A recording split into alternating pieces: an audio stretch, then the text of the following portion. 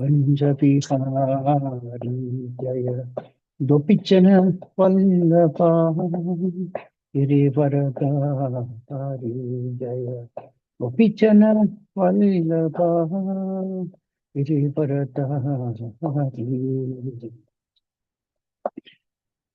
यशोदानंदन ब्रज जन रंजन यशोदानंदन ब्रज जन रंजन यमुना तीरा वनचारी यमुना तीरा वनचारी जय नाथ माधवा कुंज बिहारी जय रात माधवा कुंज बिहारी जय गोपीचन वल्लभा गिरिवरधारी जय गोपीचन वल्लभा गिरिवरधारी यशोदानंदन ब्रज जन रंजन यशोदानंदन ब्रज जन रंजन यमुना तीरा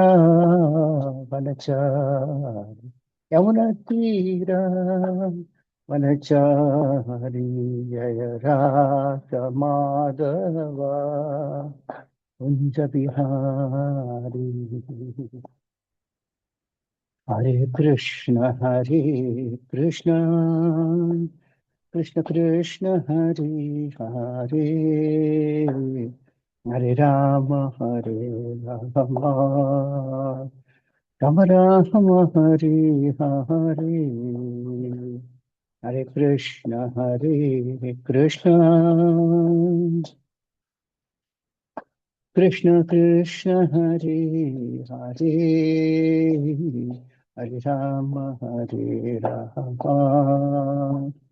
Ram Ram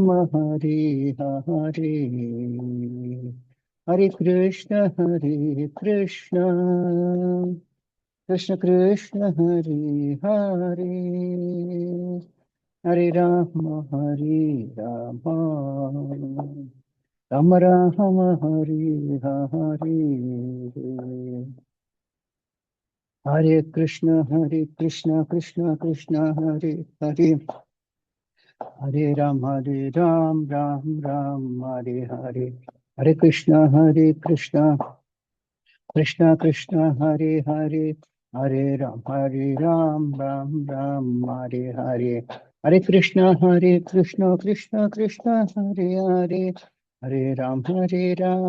Ram Ram Hare Hare Hare Krishna Krishna Krishna Hare Hare Hare Ram Ram Hare Hare Hare Krishna Krishna Krishna Hare Hare Hare Ram Ram Hare Hare Hare Krishna Krishna Krishna Hare Hare Hare Ram Ram Hare Hare Hare Krishna Krishna Krishna Hare Hare Hare Ram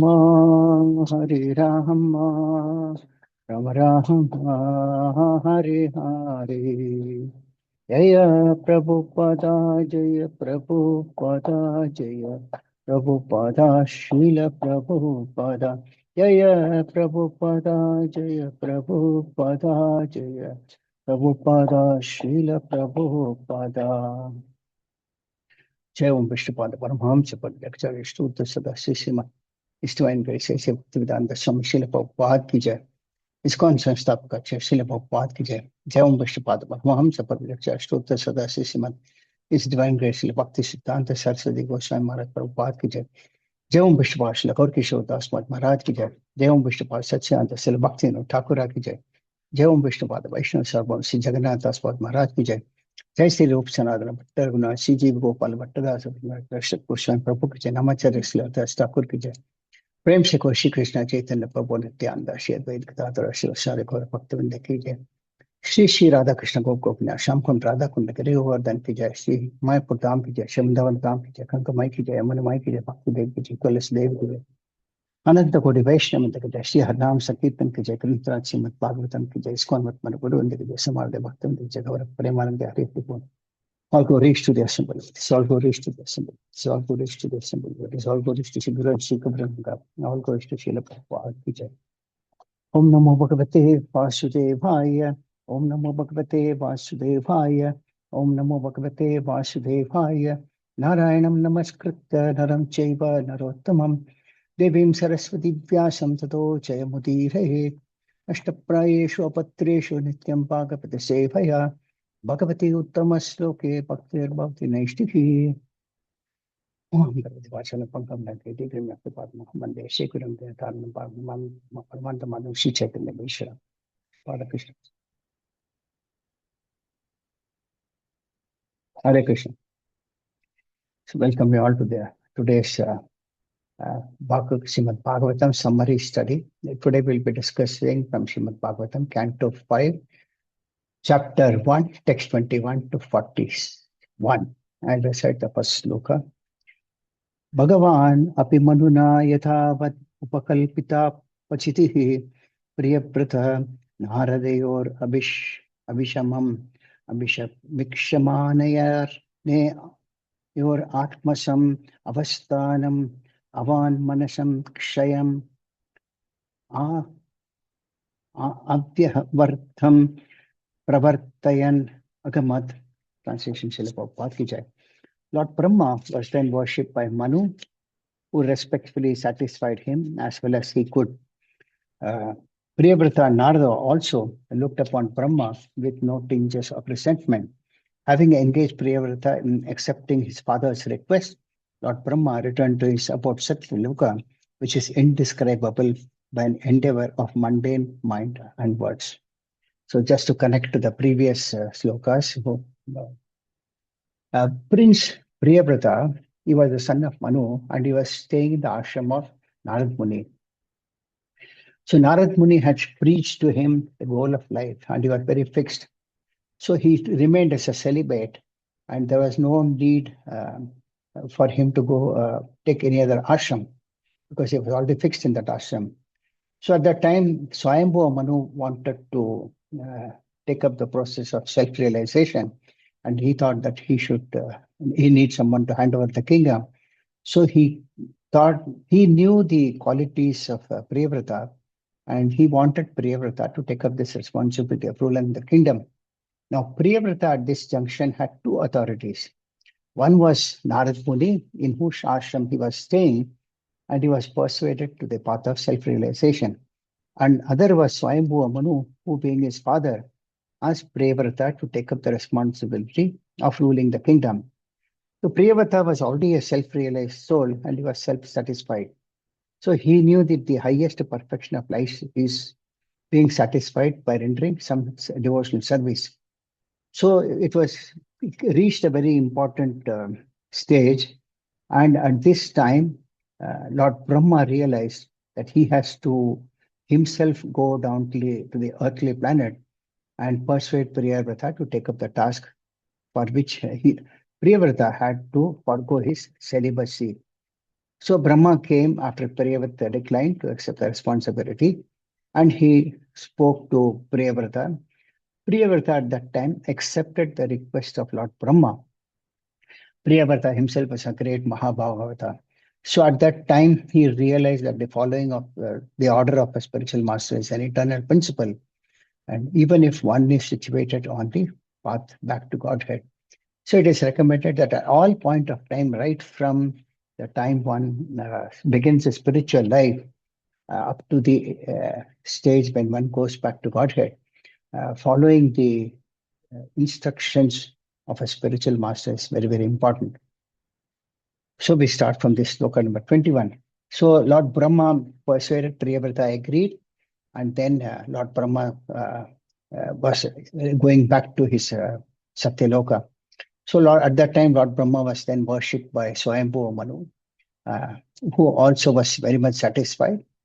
Priyavrata and Narad Muni also were there, and they looked upon Brahma with no resentment because Priyavrata had spent a lot of time in the ashram of Narad Muni.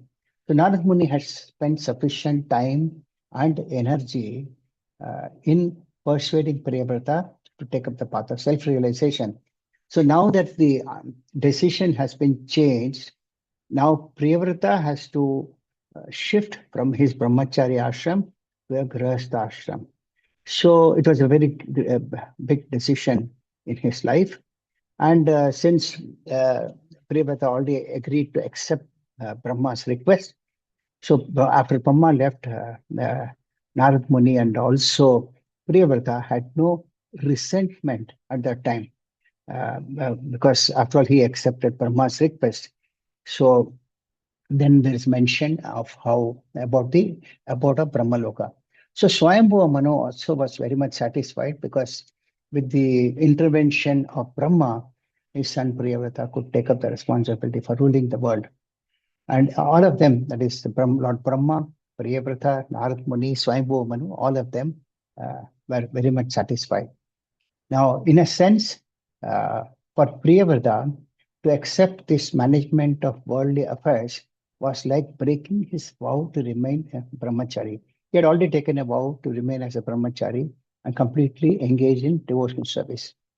But Narad Muni and Priyavrata, so Narad Muni and Priyavrata did not look at Brahma with any resentment because, after all, Brahma was the supreme spiritual master and they accepted in the right spirit. And Narad Muni was also not sorry that he has been frustrated in making Priyavrata a disciple. So both Narad Muni and Priyavrata were exalted personalities and they respected Lord Brahma's decision after which Brahma was pleased. So instead of looking at Lord Brahma with resentment, they willingly offered him respect, and Lord Brahma then returned to his celestial abode known as Satyaloka. So the duration of Satyaloka is given in this purport by Srila Prabhupada. He mentioned that the total duration of 4 yugas is 43 lakh years, and when that is multiplied 1,000 times, it equals to 12 hours in the life of Brahma. So we cannot comprehend what is the lifespan of Lord Brahma. What to talk about his 100 years, which is his lifetime. So it is mentioned that in Satyaloka there is no birth, death, old age, or disease. In Asar, there is but old age and disease, but when it is compared to the earthly planet, of course, there is no old age and birth is there. And it is said that at the last point, when they have to leave the body, they leave the body without any old age or disease or something like that. So this is how the Brahmaloka or Satyaloka is very, very opulent. It is also, Srila Prabhupada also mentioned that it is as good as Vaikuntha Loka. That means it is not Vaikuntha Loka, it is as good as Vaikuntha Loka. And people live there for many millions and millions of years. So there is no lamentation there. There is no anxiety. There are no enemies there. So that is how life is very peaceful in Satyaloka. Now, Narad Muni also was interested in serving the Lord.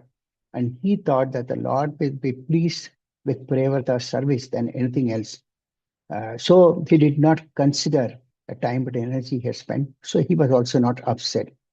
There is an example in the Srimad Bhagavatam itself where Narad Muni always tries to preach the glories of the Lord. So Daksha had many sons. One set of sons was Haryashvas, other one was Sabalashvas. Narad Muni preached to them and they all took up to the path of self-realization. So this is exactly the duty of Narad Muni. So he also did not get upset that Priyavrata had to change his ashram. And Priyavrata also did not get angry on Narad Muni or Brahma or Swayambhuva Manu for asking him to take up the responsibility of ruling the kingdom. Text number 22. Translation. Swayambhuva Manu, with the assistance of Lord Brahma, thus fulfilled his desires. With the permission of great sage Narada, he delivered to his son governmental responsibility for maintaining and protecting all the planets of the universe. He thus achieved relief from the most dangerous, poisonous ocean of material desires. So at one point of time, Swayambhu Muni was practically hopeless because uh, Narada was instructing Priyavrata not to accept household life. Now he was very, very much pleased that Brahma had intervened by inducing his son to accept the responsibility. So we also, the description is given that the how Bhagavad Gita was recited to sun god Viveshwan, and from there it came to, in the disciplic section, to Maharaj Ikshvaku, who ruled the planet Earth. Then Swayambhu Mumu, of course, came, he took charge of ruling the kingdom, and uh, he wanted to entrust to his son. So Maharaj Priyavrata accepted the responsibility for maintaining and protecting all the planetary systems. So there is a mention here in the purport by Srila Prabhupada that sometimes Manus are given the responsibility of ruling the earthly planet, whereas sometimes Manus are given the responsibility of ruling all the planets in the universe. So here in the case of Priyavrata, he was given the responsibility of ruling all the planets in the universe.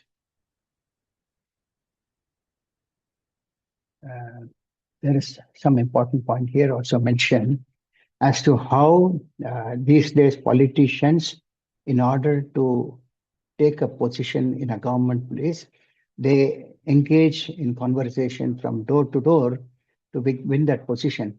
But on the contrary, in the yesteryears, there was a necessity for the king to persuade others to take up the ruling of the responsibility of ruling. So here also Swayambhu Manu felt relieved once he entrusted the governmental responsibility to Priyavrata. He had to persuade. This was the difference between the yesteryears and today.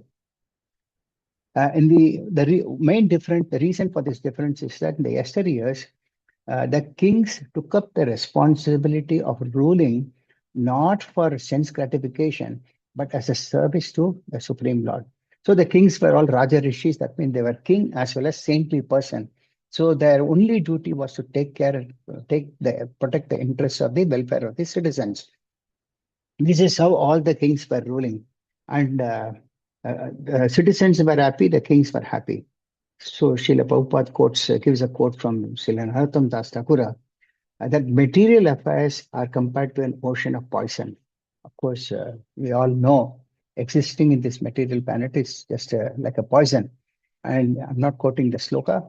So the translation says, my heart is always burning in the fire of material existence. I have made no provisions for getting out of it. This is applicable to all of us also, because we know that this material world, living in this material world is like a fire, but we have not made any provisions. We have not made any plans as to how to get out of it. And Srila Prabhupada concludes that the only remedy is Harinam Sankirtana, or chanting of the Hare Krishna Maha Mantra, which has come from the spiritual planet Goloka Vrindavana. Then he concludes saying that how unfortunate I am that I have no attraction for this. Another point is that Swayambhu Manu wanted to retire from the family life to take up the path of self-realization. So in the yesteryears, the kings were asked to take up the responsibility of ruling the kingdom, but at the same time, they were not attached to that position. When the time comes, they would leave the kingdom to their next generation, and they would go to the forest or mountains to take up the path of self-realization. So the Raja Rishis always ruled the kingdom in such a way that the welfare of the citizen is taken into consideration. So from what we have to understand from this is that we also take up many services in the process of executing devotion service, but one should not become very possessive in that, because that becoming possessive of a service that we are rendering can be an impediment, because it can be an attachment also. So we see that many times we also get into rubbing with the other side, because we may be attracted to one service, we may become attached to it. But devotional service is something that whatever service comes, we have to execute. And in here we see that there are three different personalities: Swayambhu Manu with a different background, Narad Muni with a different background, and Lord Brahma with a different background. So, but how somehow, with all the three personalities involved in the life of King Priyavrata, everything was set right. Text number 23. Following the order of the Supreme Personality of Godhead, Maharaja Priyavrata fully engaged in worldly affairs. Yet he always thought of the lotus feet of the Lord, which are the cause of liberation from all material attachment. Although Priyavrata Maharaj was completely free from material contamination, he ruled the material world just to honor the order of his superiors. So Maharaja Priyavrata was a great devotee of the Lord. So he took up the responsibility, but at the same time, he always contemplated the lotus feet of the Lord, which can give liberation from all material attachment. So Priyavrata ruled the kingdom in such a way that he doesn't develop any attachment, which happens to conditioned souls like us. So Priyavrata Maharaj was completely free from all material contamination. And he did this just to honor the order of his superiors. Now, Priyavrat Maharaja was already a great liberated person, and he had no attraction for material things. So, though he engaged in the government affairs to show respect to Lord Brahma, he became detached for it. So, he had attachment also at the same time. He became attached to the instructions, but he became detached from the worldly ruling. So, one example that is given is about Arjuna, who also acted in the same way. Arjuna had no desire to take part in political affairs or the fighting at Kurukshetra. But when he was ordered to do so by the Supreme Lord Krishna, he had to execute those duties. So the conclusion is that one who always thinks of the lotus feet of the Lord is certainly above all the contamination of this material world. And Priyavrata was, of course, being a liberated person, was one of the best of the yogis. Yet he became the emperor of the universe, according to the order of Lord Brahma. So showing respect to the instructions of the superior is one way of progress in spiritual life. Uh, and another important point that is mentioned here is that the devotee who is actually advanced is not afraid of anything, provided he has the opportunity to execute the order of the Supreme Personality of Godhead. So Priyavrata was an Uttamadhikari, and he had no reason to come down to a Madhyamadhikari. So it is explained that Priyavrata came from an Uttamadhikari platform to the Madhyamadhikari to take up the preaching of the glories of the Lord. So sometimes Mahabhagavatas have to come down to undertake preaching purposes. And another example given is about Srila Prabhupada himself. Srila Prabhupada was an Uttamadhikari, but then he came down to the medical world to preach the glories of the Lord and establish this movement called International Society for Krishna Consciousness. Priyavrata could do this because he was completely pure and he followed the orders of Lord Brahma. By doing so, Priyavrata's glories spread all over the universe.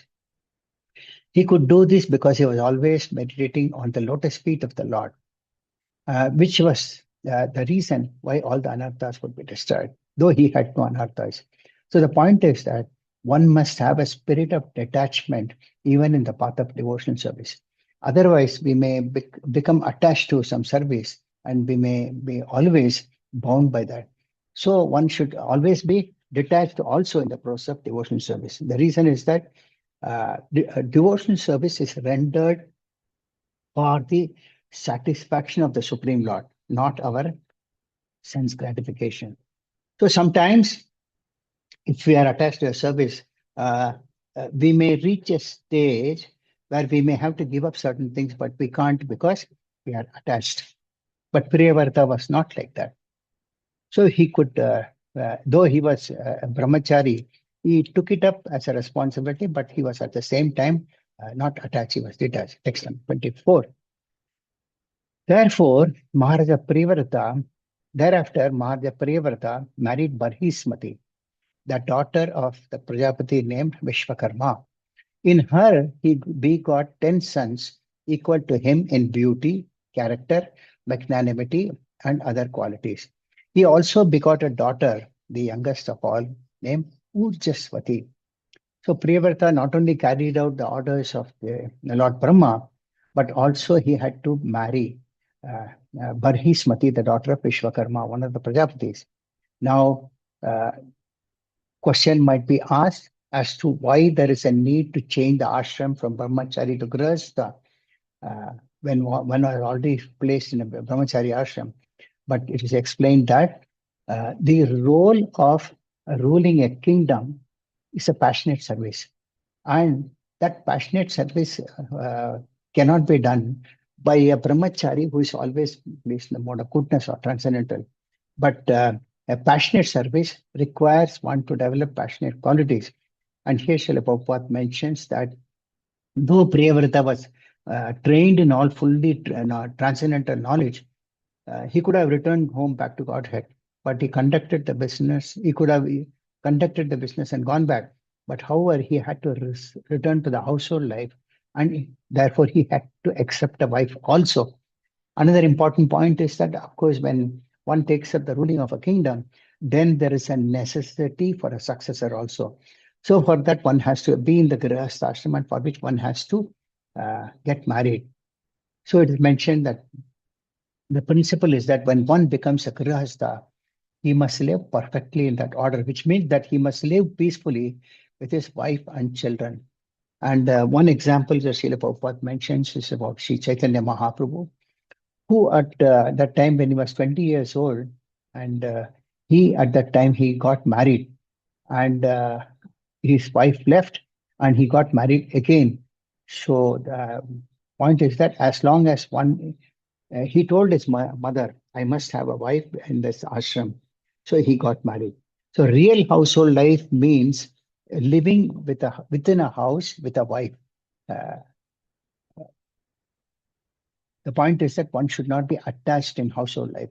So Priyavata, though he had taken a vow of renunciation, but he accepted a wife and he got children, which is a sort of a process of sense enjoyment. The moment you have a family, you have wife and children and all, there is a tendency to have sense gratification. But Priyavrata Mal, still though he entered a Grihastha he strictly followed the path of renunciation. And though he accepted the path of enjoyment, he remained detached from attachment to family.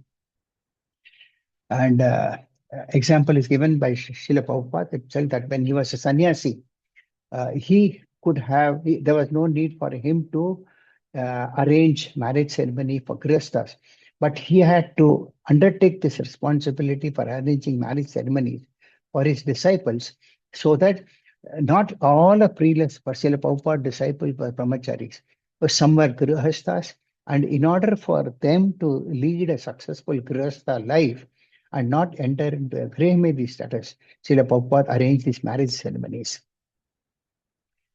Srila Prabhupada emphasizes that a human society must have a balance of all.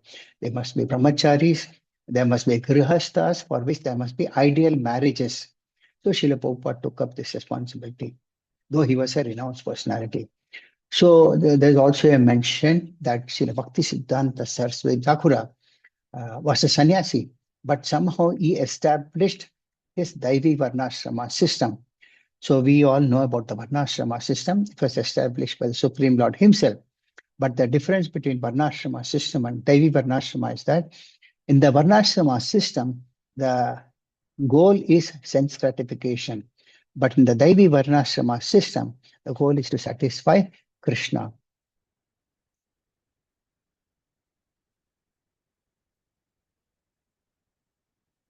And Grihastha means not staying in the house, but staying with a wife. That means though one may get married, one is not attached to his wife and children. Text number 25. The 10 sons of Maharaja Priyavrata were named Agritra, Idam Jihva, Yajnabahu, Mahavira, Hiranyareta, Gritaprishta, Savana, Medatiti, Vitihotra, and Kavi. Text number 26. 3 among these 10, namely Kavi, Mahavira, and Savana, lived in complete celibacy. Thus, trained in brahmachari life from the beginning of childhood, they were very conversant with the highest perfection known as the Paramahamsa Ashrama. So there are some important points that Srila Prabhupada mentions in the purport. Urdhva retaha, that means it refers to one who can control his sex life, and instead of wasting semen by discharging it, he can use this most important substance accumulate in the body to enrich the brain tissues. So, one who controls his senses, he has a better and richer development of brain tissues, which are necessary for understanding spiritual matters. So the more one controls his sex life, he can utilize his brain better for spiritual matters. And the yesteryears, of course, it is mentioned that during the Gurukula system, the students were who were staying in the ashram, there were no books and all those days. So they were given instructions by the teacher, and they would remember them without even any need to read the books because there was no books those days. So the reason was that those in the brahmacharya, in the Gurukul, they were strictly celibate. So from the very beginning of their childhood, they would always remain celibate, and they were very intelligent.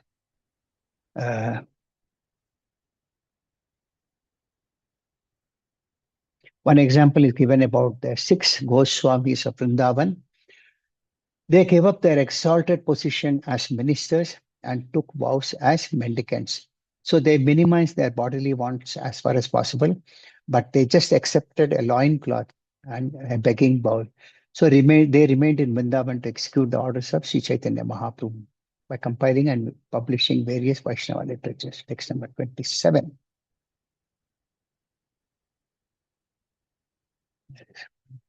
No, it's here. Yeah. Text number 27. Thus situated in the renounced order, from the beginning of their lives, all 3 of them completely controlled the activities of their senses and thus became great saints. They concentrated their minds always upon the lotus feet of the Supreme Personality of Godhead, who is the resting place of the totality of living entities, and who is therefore celebrated as Vasudeva. Lord Vasudeva is the only shelter of those who are actually afraid of material existence. By constantly thinking of his lotus feet, these 3 sons of Maharaja Priyavrata became advanced in pure devotional service.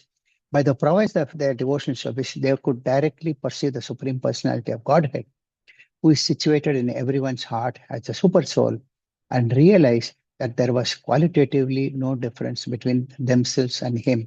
So 3 sons of King Priyavrata, they remained celibate throughout their life. They controlled their senses, and they became great saintly personalities. And they always concentrated on the meditating on the lotus feet of the Supreme Personality of Godhead. One definition for Lord is given as Vasudeva, because Lord Vasudeva is the only shelter of those who are afraid of material existence. In fact, Srila Prabhupada gave time, many times quote on this subject. He said that if at all, if there is any fear one should have in this material world, is living in this material existence. One should be fearful of that. One should not think that I have this material existence is there, I should try to enjoy the best out of it. Material existence is very, very difficult. So Srila Prabhupada always emphasized on this. And by thinking always of the lotus feet, the 3 sons became pure devotees of the Lord. And they could see the Lord personally, face to face. And that is the state that there was no difference between themselves and the Lord. And Srila Prabhupada explains in this, there are 4 stages of sannyasa. They are called Kutichaka, Bahudaka, Parvrijakacharya, and Paramahamsa. So the initial stage, when one accepts a renounced order, it is said that he stays within the village in a cottage. He leaves his home, but remains in a cottage. And his necessities like food, etc., are supplied from the home. This is the first stage of sannyasa. Then this is called Kutichaka. Then when a sannyasi advances further, he no longer accepts anything from home. Instead, he collects his necessities, especially food, from many places. So this is the next stage, that is Bahudaka. In the first stage, the sannyasi accepts food from his home, but in the next stage, he accepts food from many houses. This, and this is what is called madhukari.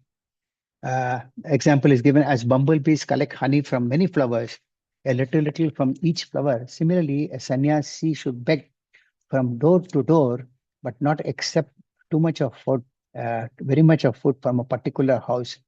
Uh, he can collect from many houses. This is what is called bahudaga. The reason is that if one becomes attached to collecting food from one house, then he develops an attachment for that. So instead of that, he should take food from many houses, and that is how he progresses further. This is what is called bahudaka.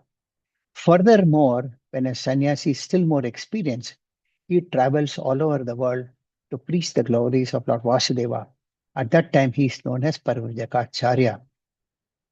And finally, he reaches the stage after preaching the glories of the Lord. He comes back and settles down in one place. At that time, that stage is called Paramahamsa, where his senses are completely controlled and engages in unalloyed service of the Lord. That is the time when one goes to a place called Vrindavana or Mayapur, and then they settle down. Of course, this system does not exist today. So our movement, International Society, ISKCON, is meant for, they give sannyasa for spreading the glories of the Lord. So they travel preaching.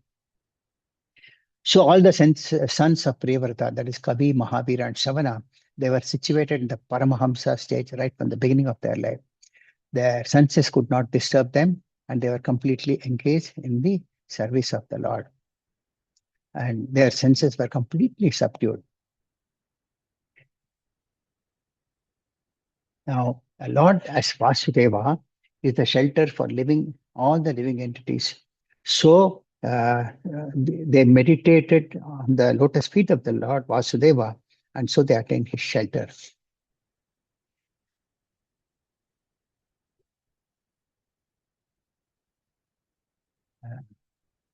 One more point that is given is that an advanced devotee who is known as a sat or a saint can always see within his heart the Supreme Personality of Godhead face to face.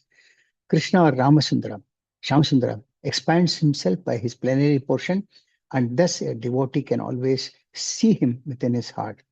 And Srila Prabhupada gives a quote from Brahma Samhita Premanjan Churita Bhakti Vilochana Santa Sadaiva Deshu Vilokayanti Yam Shamsundara Machintya Gunaswarupam Govindamadi Purushottamaham Bhajami.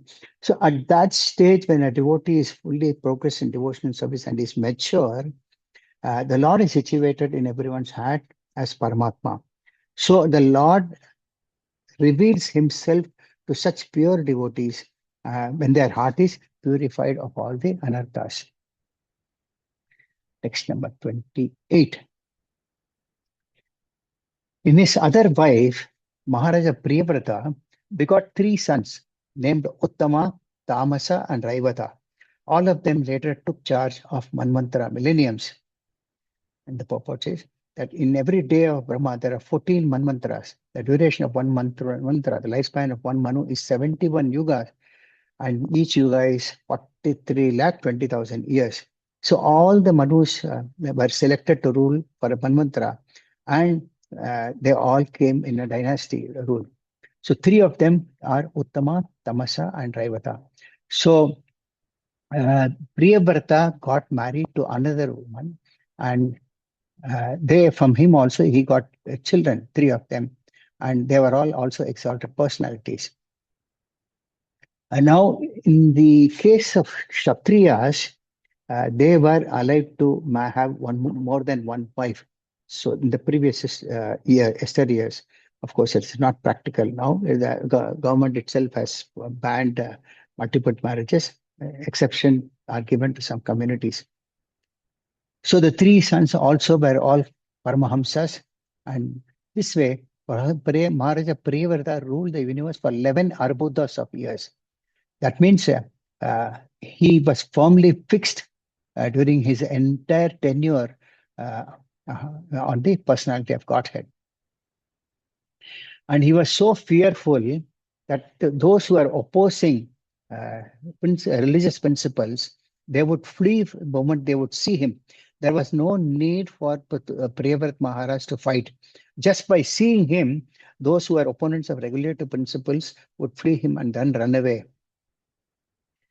And he also greatly loved his wife, Barhishmati, and with the increase of days, their exchange of nuptial love also increased. So a woman is generally a housewife. They never used to go outside and work like what we see these days. So their only this thing was to see that they are very well nicely dressed and they are attractive to their husband. So Priyavrata also he loved his wife Barhishmati, but at the same time Priyavrata did not develop any attachment for her. So although he was a great soul, he appeared as if uh, externally he was he was showing as if he was attracted to his wife like any other ordinary man. But internally, being a great soul, he was not attached to her. So Priyavrat was so strict in maintaining this institution of this Varnashrama system that anyone neglecting it would immediately run away from him. Uh, There is also mentioned that Priyavrata Maharaj did not have to fight because of his strong determination. People seeing him would run away. They don't want to disobey the rules and regulations of the Varnashrama system.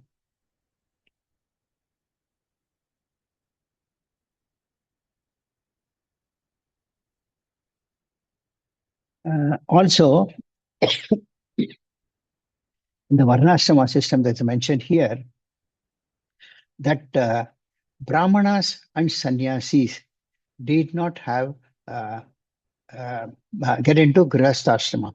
But Kshatriyas and Grihasthas, they were allowed to enjoy with their wives to execute their duties. That is why it's called Grihastha, not Grihamedi. Those who live in a house for the purpose of sense gratification, they are called Grihamedis. And as I mentioned that a Grihastha or a Kshatriya cannot execute his responsibilities without the association of his wife. And Chaitanya Mahaprabhu's quote is also given where Chaitanya Mahaprabhu admitted that a Grihastha must live with a wife. And of course, as I mentioned, that Kshatriyas were allowed to have many more wives. But the association of a good wife is necessary in a life of karma and political affairs. So to execute this, Maharaj Priyavrata took advantage of his good wife, Parhishmati, who was always very expert in pleasing him. And she kept Maharaja Priyavrata very much encouraged and let him execute his governmental duty. So a wife plays a very important role in a Grihastha ashrama because a husband goes through a lot of challenges in the process of execution of his duties. So a good wife actually encourages and becomes a part of his life by giving him a nice encouragement by smiling and pleasing him and all. So when somebody is disturbed, if a good wife gives a pleasant smile, then it becomes a sort of solace for such a personality. So Priyavrata also, he acted like an henpecked husband, but he was not so. He did not lose his sense of human responsibility. He was conscious that he was a spirit soul and not the body. And this way, Priyavrat Maharaj ruled the universe for 11 arbudas of years. Now, here there are different versions given. We'll not get into that controversy, but it is said that one arbuda is about 1,000 by 1,000 years. So that is what each arbuda is. And Priyavrat Maharaj ruled for 11 such arbudas. And Srila Vishwanath Chaturthi Thakur, one of the acharyas in our sampradaya, he comments that Priyavrata was a great-minded person. So he exhibited as if he was attached, but he was detached from family life. And this conduct was very, very difficult for conditioned souls like us. So that is how he was living. Next, number 30. While so excellently ruling the universe, King Priyavrata once became dissatisfied with the circulation of the most powerful sun god. Encircling Sumeru hill on his chariot, the sun god illuminates all the surrounding planetary systems. However, when the sun is on the northern side of the hill, the south receives less light. And when the sun is in the south, the north receives less. King Priyavrata disliked the situation and therefore decided to make daylight in the part of the universe where there was night. He followed the orbit of the sun god on a brilliant chariot and thus fulfilled his desire. He could perform such wonderful activities because of the power he had achieved by worshipping the Supreme Personality of Godhead. Here, that's a very important point. During Priyavrata's ruling, one part of the earth would get sunlight, but on the other part, there won't be any sunlight, it would be dark. So he thought, why not the entire planet have sunlight? So he created another sun by which on one side there is also sunlight, and the other side also there is sunlight. So this was possible for him. What he did was he climbed on a chariot and made this, fulfilled his desire. So he could perform this activity because he had the power, and this was given to him. He was empowered by the Lord, and the reason he was empowered by the Lord was he was worshipping the Supreme Personality of Godhead.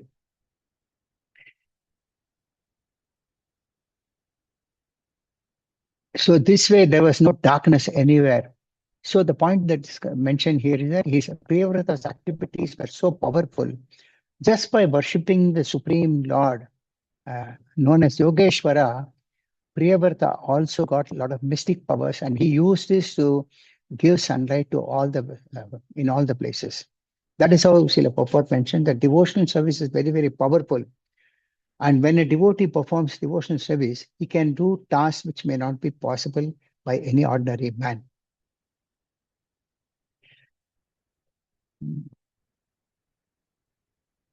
Also, Srila Prabhupada mentions that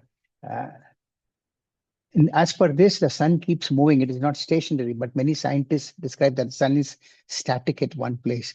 But here we see that the sun is not stationary. It is rotating in its orbit.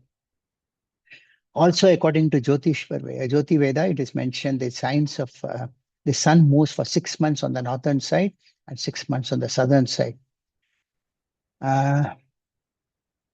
Material scientists may give so many theories, but Priyavrata Maharaj devised a powerful chariot that could bring another sun. And one important point is that here, though Priyavrata Maharaj created another sun, he had no desire to compete with sun god, because a Vaishnava is one who never want to supersede another Vaishnava. So Priyavrata Maharaj created another sun for the benefit of the citizens, but he did not want to show any qualities of trying to supersede sun god, who is also a Vaishnava. So his purpose was to give benefits to the citizens. And because he was extremely powerful, his actions also extended his power in all the directions. Text number 31. When Priyavrata drove his chariot behind the sun, the rims of his chariot wheels created impressions that later became 7 oceans, dividing the planetary systems known as Bhumandala into 7 islands. So sometimes it's mentioned that the planets are also called islands. And Priyavrata drove his chariot across and he created 7 different types of oceans and planetary systems, which are known as Bhumandala or Bhuloka. The point was Bhumandala was divided into 7 islands. Text 32. The names of these islands are Jambu, Plaksha, Salmali, Kusha, Krauncha, Shaka, and Pushkara. Each island is twice as large as the one preceding it, and each one is surrounded by a liquid substance, beyond which is the next island. Text number 33. The 7 oceans respectively contain salt water, sugarcane juice, liquor, clarified butter, milk, emulsified yogurt, and sweet drinking water.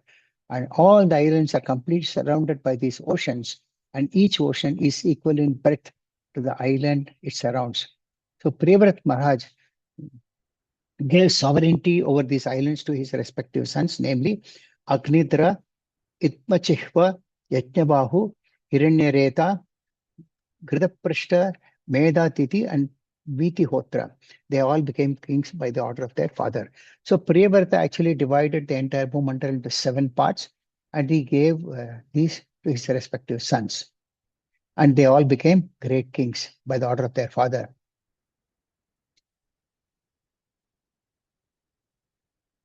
As I mentioned that about the yojanas, according to Veera Raghavacharya, the breadth of the first island is 1 lakh yojanas. 1 yojana equals to 8 miles. And therefore, the breadth of the first island is calculated as 800,000 miles. So the water surrounding it must have the same breadth, but its lengths may be different. Okay. So there are 7 islands surrounded by 7 items, which I mentioned, like sugar cane juice, sweet water, etc. Text number 34. King Priyavrata then gave his daughter Urjaswati in marriage to Shukracharya, who begot in her a daughter named Devayani. So then Priyavrata had one daughter called Urjaswati, and he gave her in marriage to Shukracharya, from whom they got a daughter named Devayani. Of course, in the further cantos of Srimad Bhagavatam explain the pastimes of Devayani. Text number 35. My dear king, a devotee who has taken shelter of the dust from the lotus feet of the Lord can transcend the influence of the 6 material whips, namely hunger, thirst, lamentation, illusion, old age, and death, and he can conquer the mind in 5 senses. However, this is not very wonderful for a pure devotee of the Lord, because even a person beyond the jurisdiction of the 4 castes, in other words, an untouchable, is immediately relieved of bondage to material existence if he utters the holy name of the Lord even once. So it's a very important purport here. It says that a devotee who has taken shelter of the Lord can easily conquer all the 6 material whips, which are explained as hunger, thirst, lamentation, illusion, old age, and death. And he can also conquer his mind and the 5 senses. And for a personality like Priyavrata, who is a pure devotee of the Lord, it is not impossible. It is very easy for him. What to talk about an untouchable who, just by uttering the name of the Lord even once, he can become relieved from all the material existence. So here Srila Sukadeva Goswami is speaking to Maharaj Parikshit about the activities of King Priyavrata, and he assured him, saying that, my dear king, Parikshit Maharaj, he says, don't be doubtful about the wonderful activities of Priyavrata. For a devotee of the Supreme Personality of Godhead, everything is possible because the Lord is known as Urukrama. So here Urukrama refers to Lord who appeared as Vamana Deva, and he performed wonderful activities of taking over all the planets by just 3 paces of land from Maharaj Bali. And Mari Maharaj agreed to give them also. So the Lord covered the entire world with just 3 steps. Srila Prabhupada gives a quote from Srila Jayadeva Goswami, which the translation says, all glories to Lord Keshava, who assumed the form of a dwarf.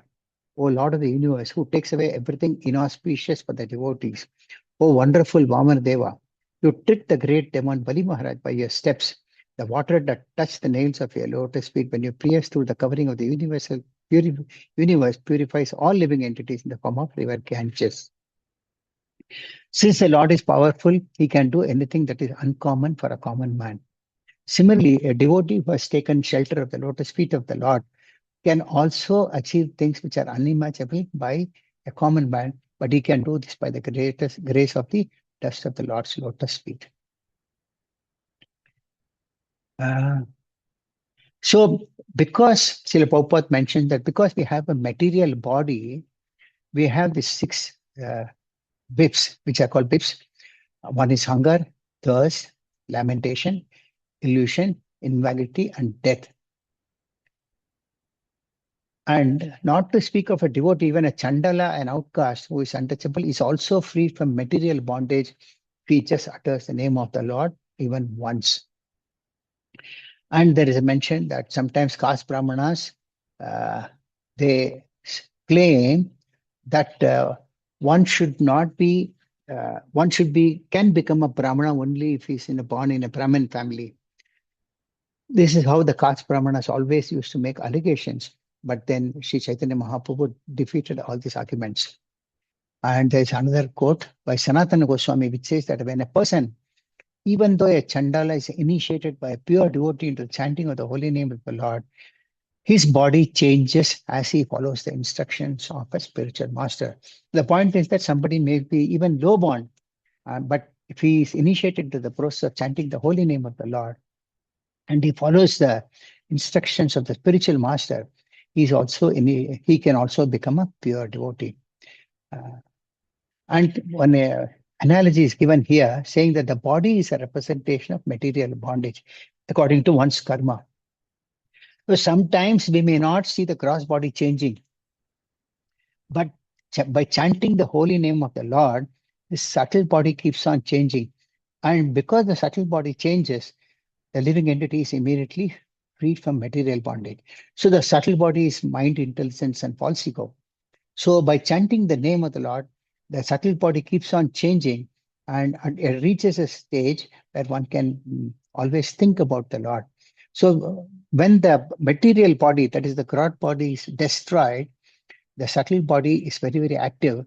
And if one's mind is always fixed in remembering the lotus of feet of the Lord, then he doesn't have to go through another material body because his subtle body becomes purified and he doesn't have to take a material body again. Point that is mentioned here is that if you want to become a Brahmana, I mean, if one is born in a Chandala family, by his taking up the path of devotional service, nobody can be stopped from performing devotional service. So even if one is born in a low-born family, he can become purified by taking the path of devotional service. Another important point is that if one has to take birth as a Brahmana in the next life, then it is mentioned that one also has to act like a Brahmana before the end of this life. So one has to act like a Brahmana even if he's born in a low-born family.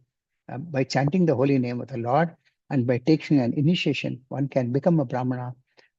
But the end of one's life should be in a Brahminical character so that he also already becomes a Brahmana. If he has not completed his devotional service, he can take birth in a Brahmana family. Text number 36. The 36 to slokas 36 to 38 describes Priyavrata's renunciation mode and reflecting on how he surrendered to Narad Muni. Text number 36. While enjoying his material opulences with full strength and influence, Maharaja Priyavrata once began to consider that although he had fully surrendered to the great Saint Narada and was actually on the path of Krishna consciousness, he had somehow become again entangled in material activities. Thus, his mind now became restless and he began to speak in a spirit of renunciation. So Priyavrata Maharaja at this point of time started thinking that I was a celibate and I was obeying the orders of Narad Muni and I was actually on the path of back to Godhead. But somehow I came into this material activities and I've got entangled into it. This way his mind became very restless and he started to speak to himself in a mood of renunciation. Text number 37.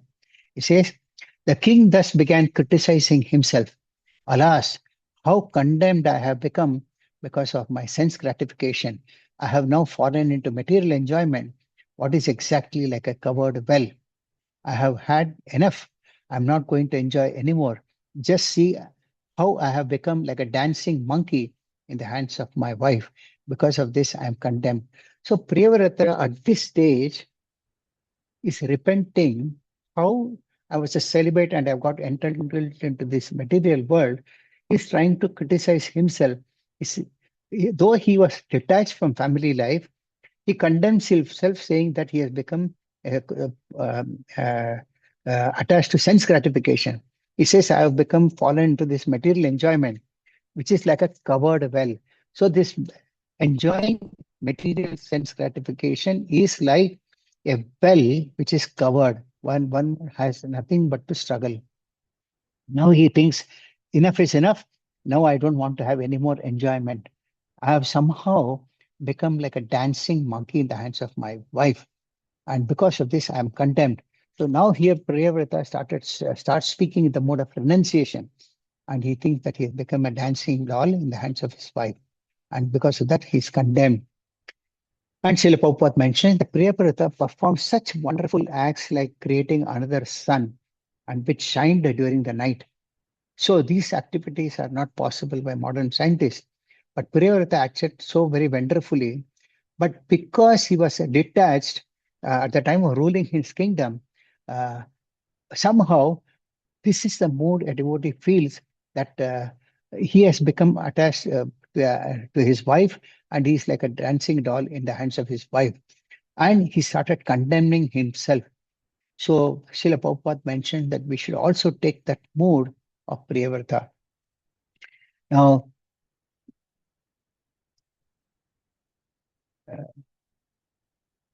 another important point is, Srila Prabhupada mentions, if Priyavrata could condemn himself in spite of his wonderful activities, how condemned we are in our so-called advancement of material civilization. We can conclude that such advancement has nothing to do with the problems of the living entity entangled with the material world. But from a spiritual point of view, a great kingdom, beautiful wife, and wonderful material activities are all impediments to spiritual advancement. So whatever material opulence that one gets in the course of his life, they are all impediments in spiritual advancement. And Priyavata also was an example. He had a beautiful wife, he had a lot of a big kingdom, he had all the everything what was required to attain happiness. But still he realized that this is not what is required of me. Priyavrata feels that he has served Narad Muni so sincerely, and because of still he had to accept these material opulences. So a Krishna conscious person is someone who always thinks that these opulence are a piece of dirt. And Srila Prabhupada quotes from Bhagavad Gita, in devotional service, there is no loss or diminution. Whatever devotional service is rendered is there, can save one from the greatest danger. So Srila Prabhupada concludes that this renunciation, as per Maharaj, is possible only by the grace of the personality of Godhead. Generally, when people are powerful or when they have a beautiful wife, a home, and material popularity, they become more and more entangled. But Priyavrata Maharaj, having been completely trained by sage Narada, revived his Krishna consciousness in spite of all the impediments. So Priyavrata Maharaj also had a lot of material opulence, but he was trained by Narad Muni in his ashram. So that is why he did not get carried away. Though it is mentioned these are all great impediments in the path of one's spiritual life, Priyavrata Maharaj did not get carried away by these opulences of a good wife, a beautiful home, and popularity. In fact, popularity is something that devotees also get carried away, but one has to uh, ensure that they don't get carried away, because at time comes the popularity does not remain. After all, it's a material world. So if one gets carried away by his popularity, a time comes when difficult for him to detach himself from this. So one has to get Priyavrata got trained in Narad Muni's ashram.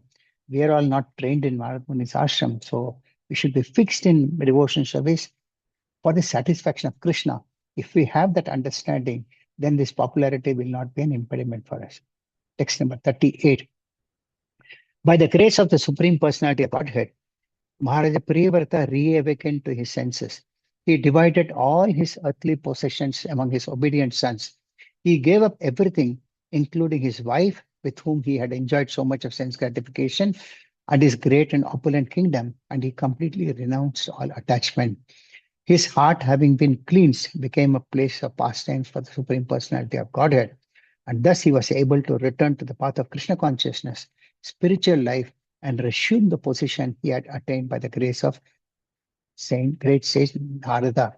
So by the mercy of personality of the Lord, the personality of Godhead, Priyavrata, he reawakened his senses, and he gave away whatever opulence he had to his sons, including his wife, he gave up, and then he took up to the path of renunciation.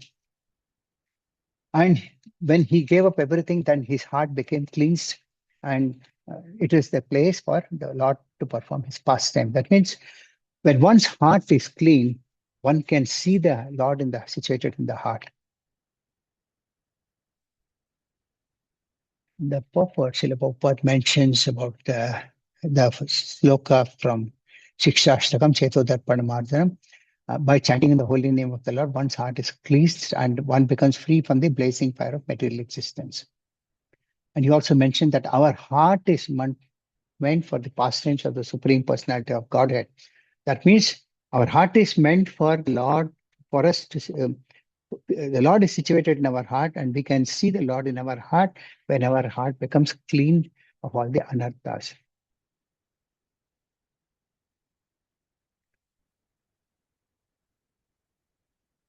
And Priyavrat Maharaj was able to give up his opulent kingdom, and he gave up the association of his beautiful wife as if she were a dead body.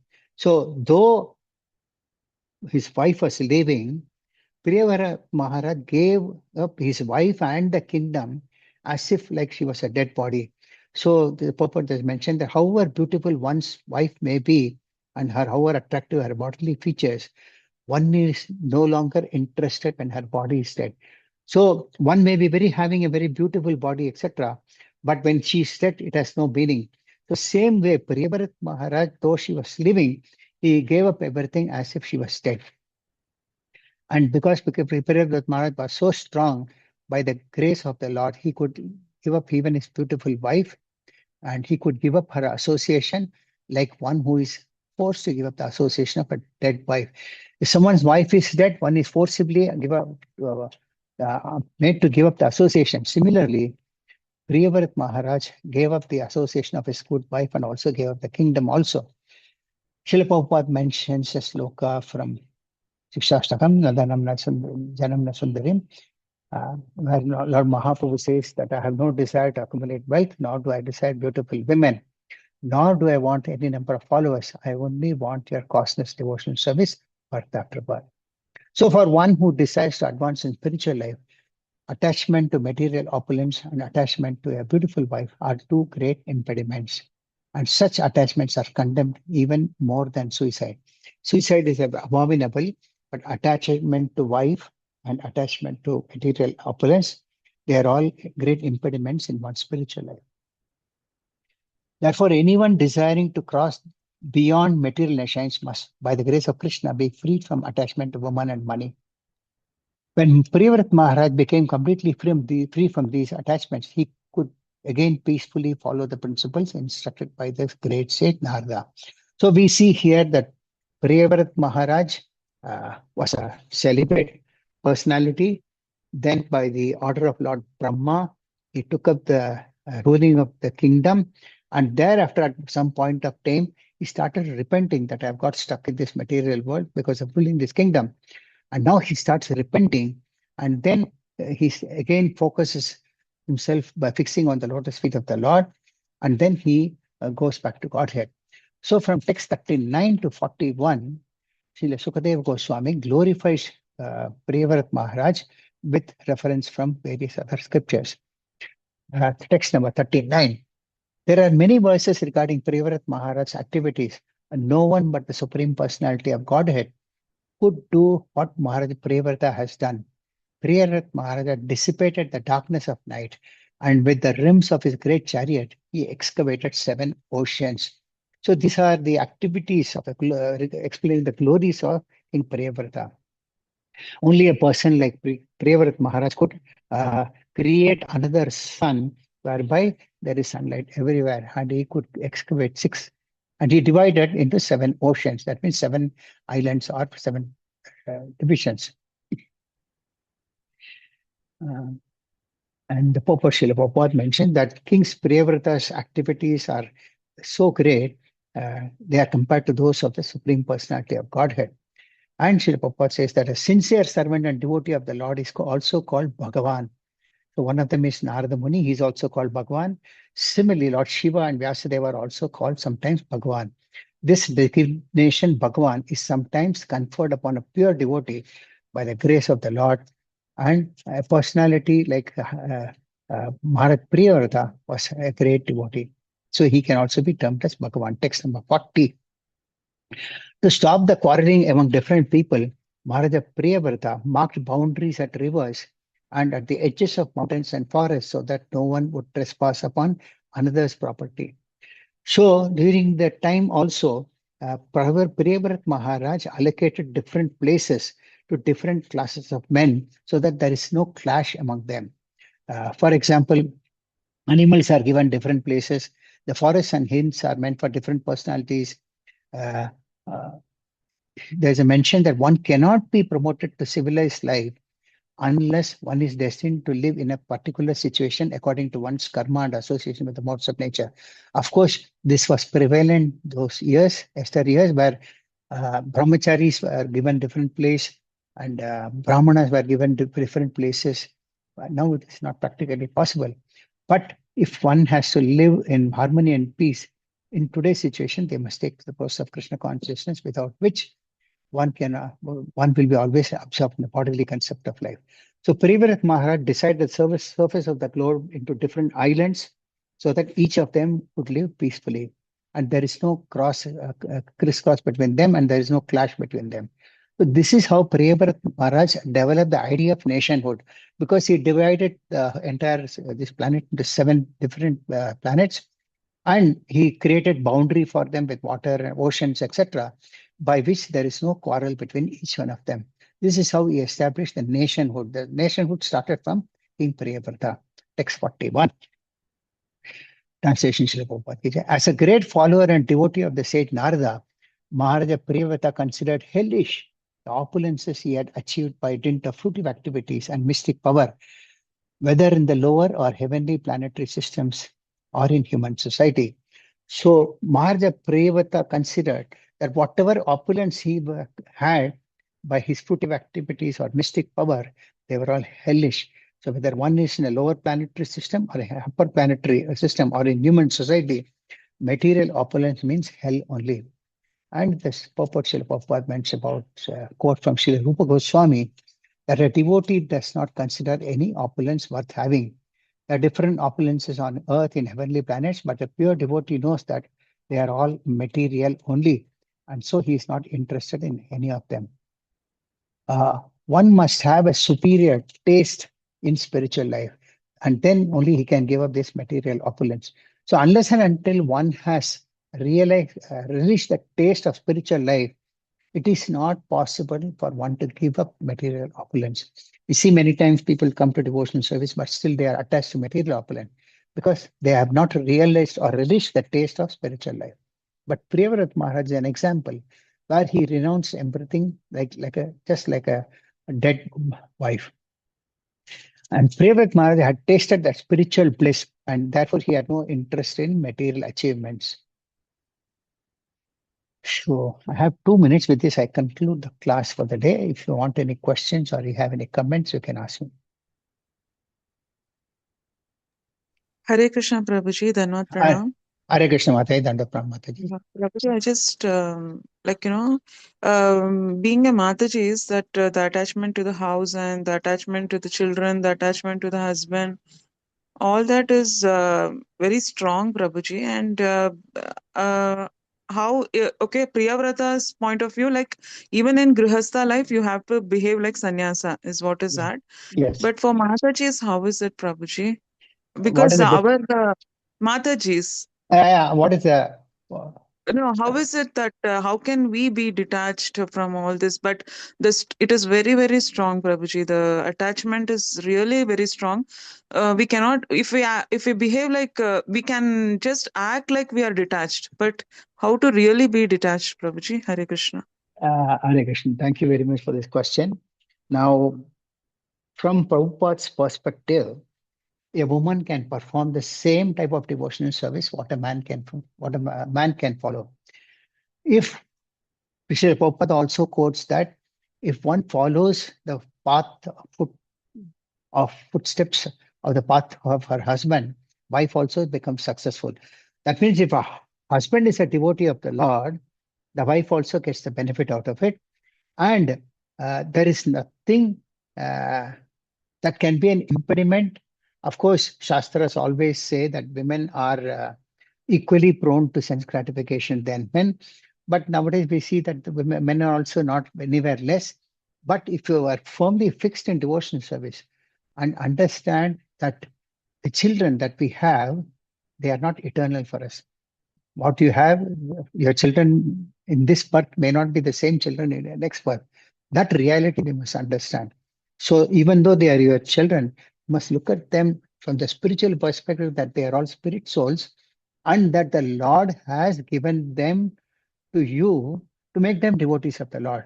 So if you are fixed in devotional service, you will also be able to overcome whatever a man can overcome. It is not that a woman cannot reach this stage. The question of the extent of detachment comes to the extent of attachment you have for Krishna. The higher the level of attachment to Krishna, the higher level of detachment you develop for your husband or even to your children. After all, they are all temporary in the material world, whether your husband or children. That understanding one must have. It's not very easy for someone who has spent a very long time. But when one is fixed in devotional service, one automatically develops a detachment from all this. And the Lord makes arrangement for all this. We are not just instrument in the hands of the Lord. So pray to the Lord will facilitate this also. Why not? After all, we are all children of the Lord. So Lord has more concern about the welfare of his children than our own self. So he makes arrangement for all this to develop detachment.